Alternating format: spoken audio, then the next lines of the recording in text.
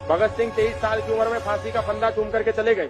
आज 23 साल का लड़का एक ही असमंजस में है कि मेरी गर्लफ्रेंड मुझको छोड़ करके चली गई, मेरा ब्रेकअप हो गया। 24 मार्च को फांसी होनी थी, 23 मार्च को फांसी हो गई। जेलर उनके पास गया और कहा कि फांसी के लिए चलना है, नहा धो करके सुबह 4 बजे भगत सिंह तैयार। जेलर पूछ रहा है कि आखिरी इच्छा क्या है, तो भगत सिंह कह रहा है बस 15 पन्ने बचे हैं किताब के, बस ये 15 पन्ने पढ़ लूं, फिर उसके बाद चलते हैं। 23 साल का नौजवान 23 साल में क्रांति करके फांसी का फंदा चूम करके दुनिया से अलविदा हो गया।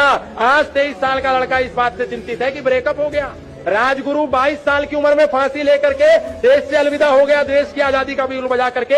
22 साल का लड़का 22 घंटे रील देखने में व्यस्त है। में सोचिए 23 साल का सुखदेव फांसी लेकर के देश की आजादी की क्रांति पर आग जला करके अलविदा हो गया। 23 साल का लड़का कह रहा है कि मुझे स्ट्रेस हो रहा है, क्या करूं, मुझे समाधान बताओ। खुदीराम बोस 18 साल की उम्र में फांसी का फंदा चूम लिया। 18 साल का लड़का अपने पिता से लड़ रहा है, मुझे आईफोन दिलाओ लेटेस्ट वाला। नहीं दिलाया तो फिर मैं आपसे बात नहीं करूंगा, खाना नहीं खाऊंगा। 18 साल का लड़का अपने पिता से इस बात पे लड़ रहा है। चंद्रशेखर आजाद 25 साल की उम्र में अपने को गोली मार करके फिरंगी टच भी ना कर पाए, जिंदा चंद्रशेखर आजाद ने अपने को गोली मार ली। 25 साल का लड़का चैटिंग और सेटिंग में लगा है। तो समझ नहीं आ रहा है मैं क्या करूं। बहुत सारी आई हुई हैं और देख भी रही होंगी।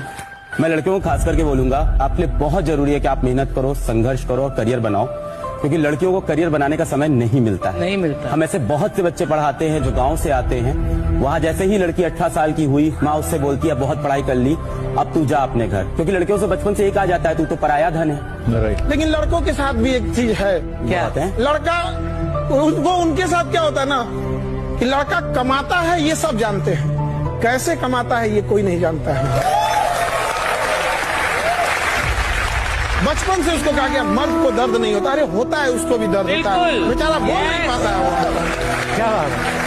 अगर कभी तकलीफ हुआ ना, कोई लड़का यहाँ ये नहीं कह सकता कि सबके सामने हम रो सकते हैं, रोने के लिए भी अकेले जाना पड़ता है, वरना लोग कहेंगे क्या लड़की कैसे रो रहा है। क्या हम लोग को तकलीफ नहीं होती है। समाज को सोचना पड़ेगा कि लड़का लड़की सबको तकलीफ होती है, सबके सामने चैलेंजेस होते हैं, इक्वल लेके आना पड़ेगा। कहीं हम तो कहीं आप, थोड़ा बहुत देकर देश को सबको आगे लेके जाना होगा। आपने कभी गौर किया है कि एक उम्र के बाद माँ बाप हमें थप्पड़ मारना क्यों छोड़ देते हैं? क्योंकि वो जानते हैं कि हमारे से ज्यादा जोर के थप्पड़ इसको अब जिंदगी मारने वाली है। कंपटीशन बहुत है, वैकेंसी कम है, ये एक्सक्यूजेस है ना तुम्हारे भाई। सुबह के 5 बज रहे और कंपटीशन देख लो, एक भी नहीं है भाई।